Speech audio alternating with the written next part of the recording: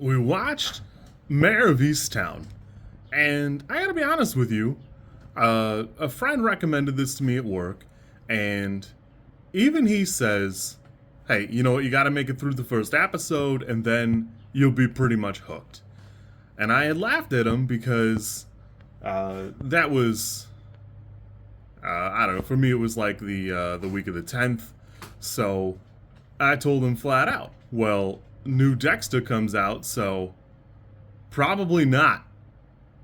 And obviously, only 2 episodes and Dexter Resurrection came out, so I had other things to do, but you know, there was a Dexter shaped hole in my heart, and while I don't know if something will fill that or if Dexter will stay good, I checked out Mare of Easttown, and I was pretty pleasantly surprised. This show is great.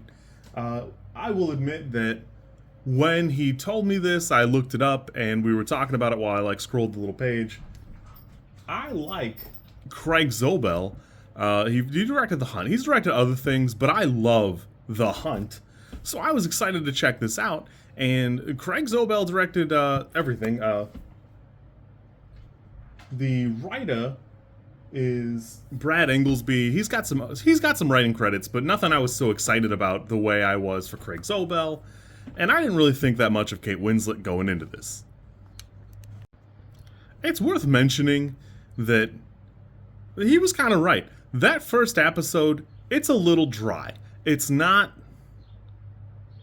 riveting, and it doesn't draw you in immediately.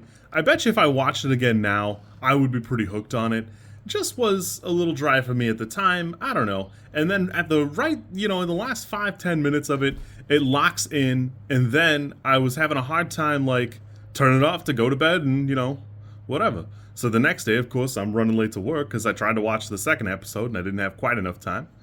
But, boy, this show just really locks in and it stays pretty interesting the whole time. I will admit that, I think HBO has always made pretty great water cooler television. I don't know, they just have the secret sauce there. Other shows do a good job, and I'm sure other ones do great, but there's something about HBO shows that, it stays pretty consistently entertaining. I'm glad I watched it all, over the weekend in one, kind of go, but I don't know. I do kind of wish I was there with everybody else riding the hype wave, even though I'd never heard of it up until that time. Talking it over, my father is offended because he acts like he talked about it, but he said the same thing about Paradise, and he still hasn't finished Paradise, so I don't really want to hear it. In that vein, it also is executively produced by young Kate Winslet, and I don't know, I never really think twice when I see her name and stuff, and now I'm gonna have to because, boy, she is really acting her ass off, and for a thing that I feel like actors will use often as a vehicle to make themselves look cool or interesting, Kate Winslet really doubles down on how beaten down Mare is and how, and not disheveled and not unkempt or anything, but every time there's a poster or something, which I'm sure I've got one here, I don't know if it's a good one, but you'll notice she's not all dolled up or nothing because she made sure not to be, because it'd be corny for the character to spend time making herself up in the morning. There's perfect elements of depression, grief, tragedy all here, and it's all pretty captivating in this small town vibe.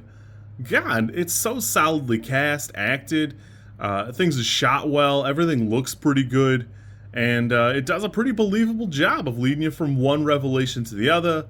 I'm always a big fan of there being a lot of moving parts. It's stupid if there's just one character kind of ambling from stationary and static trouble and tribulation to another, and this doesn't do that. It does such a great job of Mare has a full life.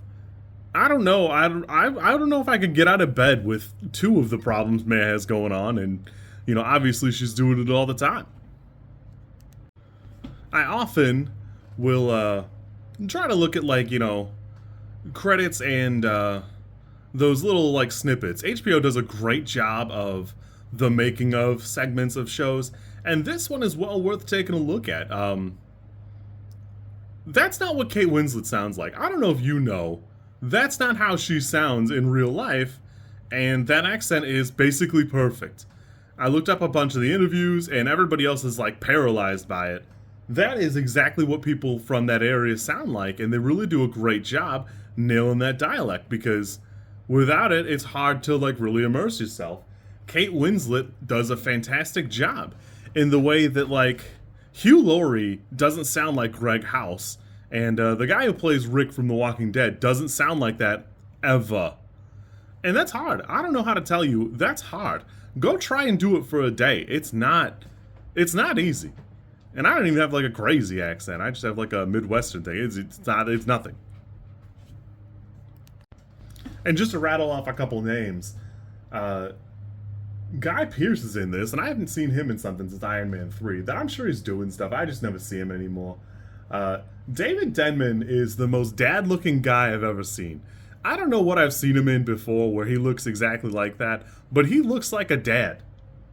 Obviously, Angrouie Rice does a really good job. I've seen her in a couple things. I don't know. I can't ever think of what it is off the top of my head. And Evan Peters in like a regular schmegular guy role. How great is that? Because he's always like Jeffrey Dahmer or that guy in American Horror Story. This is so good. And again, I could talk about Craig Zobel and glaze him all I want, but boy, is the writing really locked in. There's a great moment where what's his name, the detective, Evan Peters' character, reveals a key point of his character, but you see snippets of that all the way along that, you know, they're there and present in the writing that when he reveals it, you can go, oh, wow. And, you know, it does a fantastic job. I think that there are great points here. I really don't have any complaints. I can see some people overhyping this and making it bad, where for me, I always try to look at things, you know, carefully now. And so a friend recommending it to me, I was excited to check it out, but there was no shot I thought this would be a 10, but I didn't think it would be a 9 either. And it's definitely a 9 for me. I can see people getting like overhyped and thinking it'd be like, I don't know, a 7-episode thing of The Sopranos, but I gotta be honest with you, things were crazy by like episode 3, and I was pretty sure they were about to wrap it up. At episode 5, I did not understand how there were 3 more episodes. Admittedly, my friend at work had convinced me there were 8 episodes, and I didn't look, so I also didn't know how they were going to have another episode in episode 7. There are 7 episodes, so there's that, but they keep it pretty tight. There probably could have been 8, and I don't think it needed it, but God, if it's not jam-packed. I love this show. I thought that was super good. I had a great time. Can't help but recommend it. Kate Winslet does produce it, so maybe I am a dingus because, like Paradise, this is fantastic. Unlike Paradise, I don't think this will get like a sequel or anything. I think this is done, and it's probably for the best. Without becoming a place where people move away from because it's horrible, this was great. I had a great time, and as much as I'd like to see the characters again, I do feel a heartfelt farewell to them. I'll probably watch this again here in a couple of years, but for now, Dexter. If you like this content, I'm supposed to ask you to like, comment, and subscribe. I think like is here, and comment is probably down there, and subscribe over there somewhere too, I think. I don't know how many times this like snippet is gonna make it into a video. Everybody says you should do it this way, and I always thought it was just like an annoying thing other YouTubers did. And as you know, I am bad at editing, so if you like it, great, I'm happy for you. If you don't like it, I'm sorry.